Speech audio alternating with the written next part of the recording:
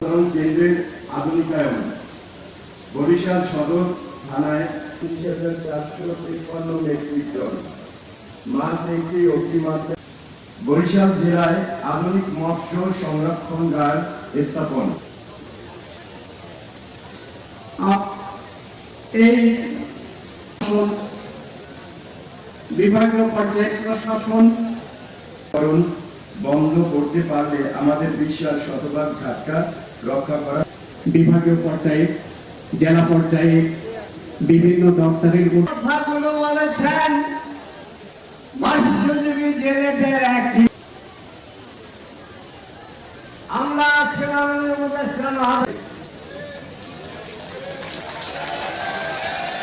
যারা জড়িত তাদের জীবন যাপনের গুরুত্বটা তুলে ধরে চেষ্টা করি।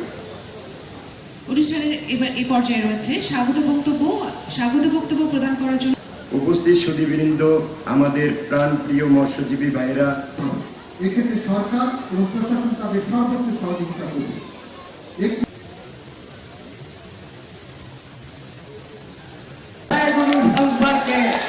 আপনাকে একটি সুনির্দিষ্ট প্রস্তাবনা দেওয়া ভোলা জেলা গৌরক্ষ উপজেলা থেকে ক্ষুদ্র মৎস্যজীবী দেহেন্দ্রীয় পর্যন্ত বিকার সমূহ এবং জিআই পণ্য এটি প্রাকৃতিক সম্পদ।